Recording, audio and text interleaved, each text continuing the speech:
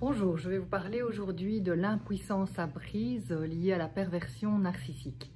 Cette impuissance apprise, elle est présente dans la relation du pervers narcissique à sa proie parce que la victime d'un pervers narcissique entre dans la relation d'emprise sans s'en rendre compte et subit petit à petit, de façon récurrente et imprévisible, des violences.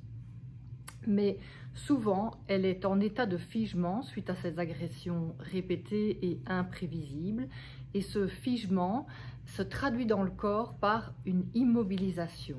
L'immobilisation, cette sidération, elle est accompagnée de sentiments de honte, de culpabilité, de tristesse, de peur. Et souvent, finalement, à force de subir ces agressions, elle se dissocie, elle se coupe de son corps et de ses émotions. Ces émotions l'empêchent de s'affirmer, l'empêchent de poser des limites. Et une fois sous emprise, elle apprend finalement à excuser, à protéger, à éviter la confrontation à l'agresseur, car elle se rend compte que cette confrontation n'amène pas à un dialogue, n'amène pas à une recherche de solution comme dans une relation assertive, mais au contraire, elle amène des représailles. Et face à la menace de représailles ou face aux représailles, elle entre dans le syndrome de Stockholm, donc excuser, protéger et essayer d'apaiser l'agresseur.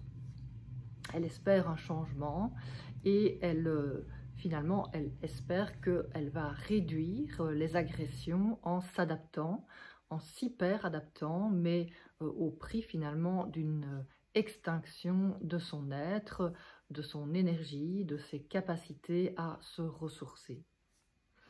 Immobile, elle tente donc de passer inaperçue pour échapper à la violence psychologique, verbale ou physique.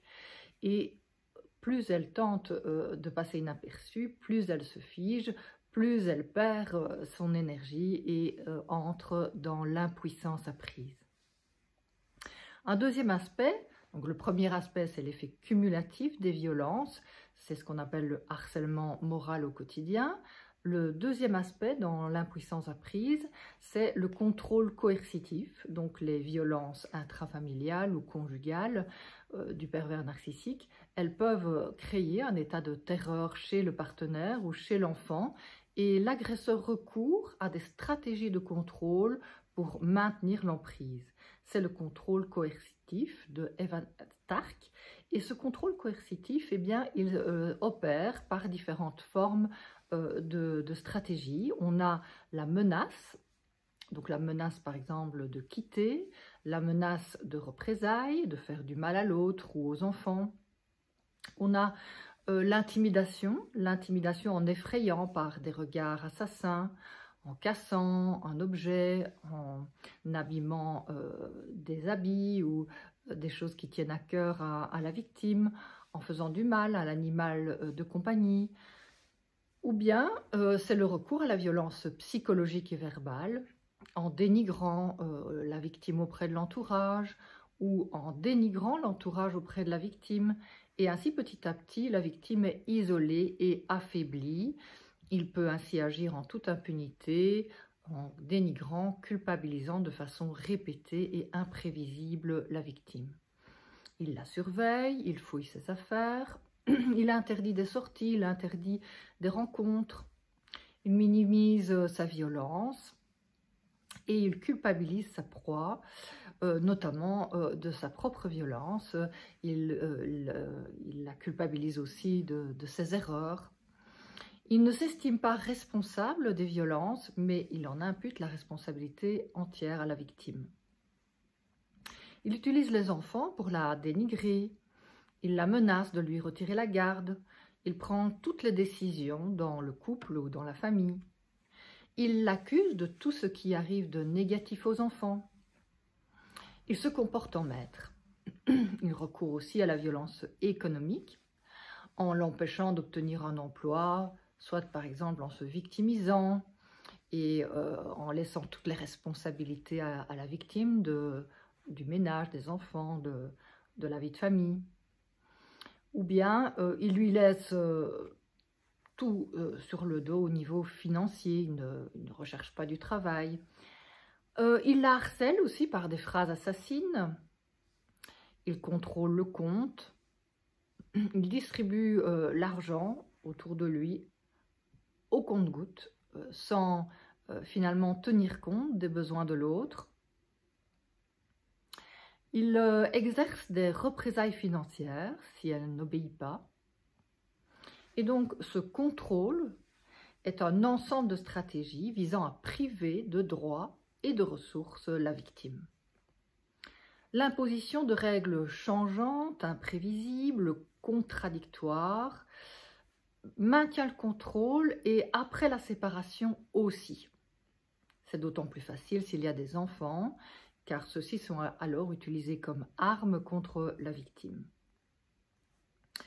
Ce contrôle coercitif avec l'intimidation, le harcèlement, les menaces, les violences, eh bien c'est un peu comme une cage dans laquelle la victime est enfermée. Mais elle ne s'en rend pas compte, elle ne perçoit pas la cage, elle perçoit juste certains barreaux. Et donc cette non-perception des barreaux, de l'entièreté de la cage, elle peut être due soit à un état de figement antérieur à la relation d'emprise, ou bien à l'effet cumulatif des violences. La victime elle-même minimise l'effet cumulatif destructeur des violences et des stratégies coercitives.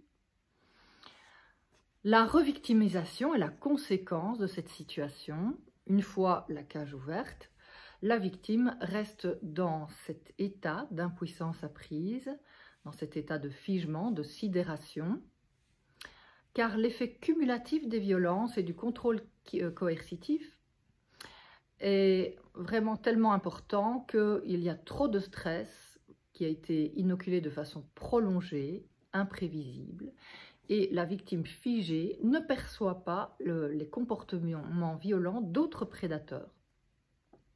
C'est ça qu'on appelle l'effet de revictimisation. D'autres prédateurs peuvent repérer cet état de figement et profiter de cette opportunité pour s'engouffrer dans la faille de la victime et envahir son espace psychique pour la dominer et la détruire. La victime est dans ce cas robotisée, elle n'a plus les capacités du cerveau préfrontal qui peut prendre du recul, analyser, réguler les émotions. Elle est envahie d'hormones du stress et ça l'empêche finalement d'être créative pour se protéger, mettre des limites et recourir à des ressources qui lui redonnent l'énergie vitale, qui lui permettent de faire face à des agressions.